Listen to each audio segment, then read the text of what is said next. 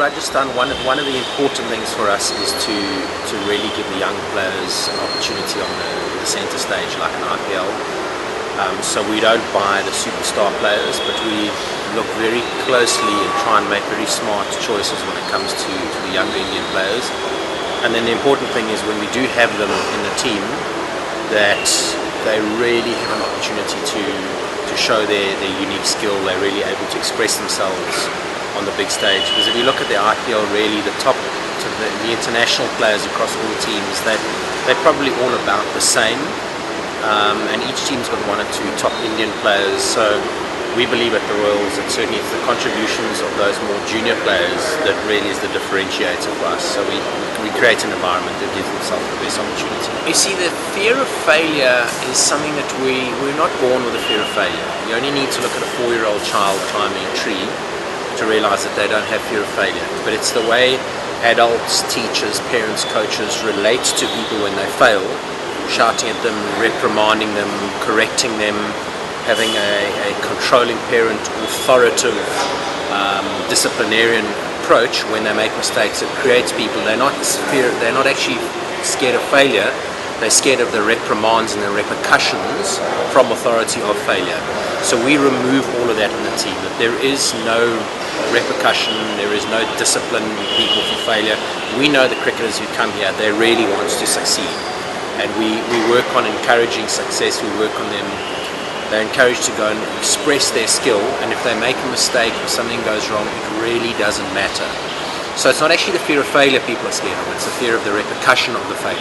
And we remove that, and very quickly players realize, and new players come to the system, get told by existing players, you really can be yourself, you really can express yourself, you really can talk in a meeting, you can do what you want because it's allowed and it's okay, and it's actually encouraged at the Rajasthan Royals.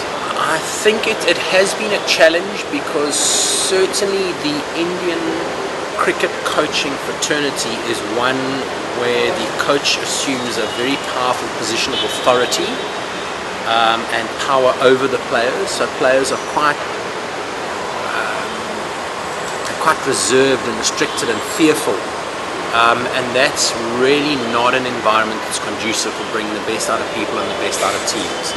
I think India are particularly bad in the context of world cricket around coaches being overly authoritarian, but they're certainly not alone. It's something that really is pervasive within the cricket world of coaches.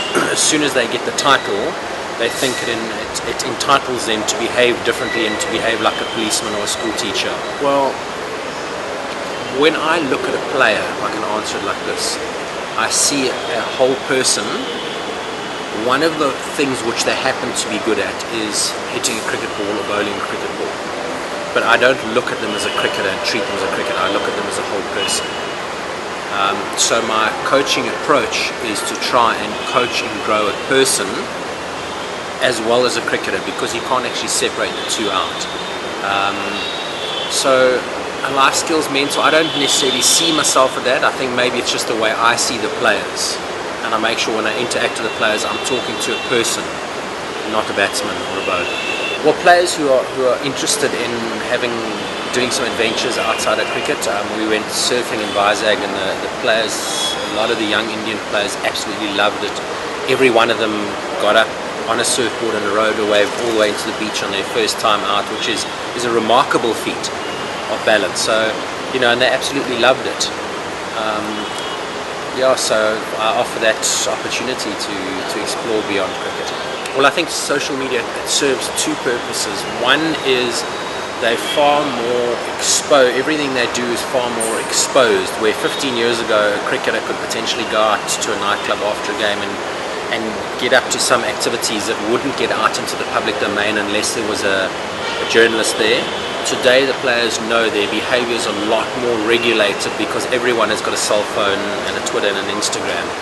So it regulates their public behaviour, but it also provides a platform on the other side to be able to project themselves, their message, their image on a far greater platform to a far greater number of people than what was available 15, 20 years ago.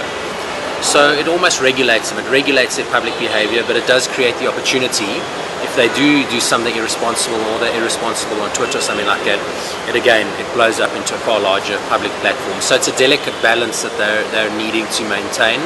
And to me, it really boils down to a personal awareness, a personal maturity that they're almost forced now to have with all the social media that's available. I think you're quite right. Traditionally, maybe 28 to 32, if we were really just to take a generalization, people start moving into self-awareness, where really what happens is in the early 20s we look at the world outside there, and what the world outside dictates to us is how we live. So how we dress, how we speak, who we should be moving with, what hairstyle we should have. We look at all the trends out there and we try and follow that. So the outside world dictates to us how we live. And at a certain point in our life, we start shifting to, hang on, actually, I want to live the way I want to live, not the way the outside world. So we start living from the inside out rather from the outside in. Some people don't get there, some people get there younger, but I think in order to sustain high performance over a long period of time in international sport, it requires people to be more inwardly driven, or living more from the inside out, and that's requires someone to start unattaching from the public image that people may or may not have of themselves, and actually just to focus on who am I being at the moment, and what other people say is none of my business. I certainly see Dravid, yes, as a benchmark. I think certainly as a character, it's an absolute privilege for me to be able to work so closely with someone who is such a sound character. He really is grounded in who he is as a person, and he doesn't get caught up at all whether somebody puts his name in the headlines and says good things or bad things. It's really irrelevant to him. And I think Dhoni as well is equally, he's able to remain unattached to victory or to loss. He just stays pretty much the same person throughout. Well, I think even when the game was about focusing on overs, you can't actually focus on an over. You can only focus in the present moment, and that is the perennial challenge for every athlete, is to be able to have their focus on present moment and what is happening now and what needs to happen right now in this particular event.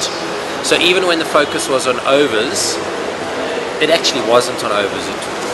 But I guess now that the languaging is now more correct, is guys, let's focus on this ball, every ball is an event, and players are just now encouraged, at least the language you're using is focusing people more into the present moment.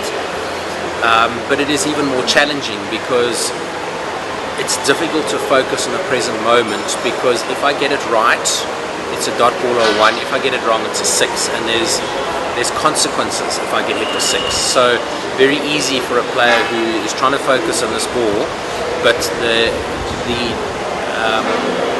the distraction of future thinking is so much more prevalent in T20 cricket, because if I get hit for 6, it's really not good. So I think that the pressure in T20 cricket is just so much more, it's relentless, because it is ball by ball. It's 120 balls of events of pressure in an hour and a half period.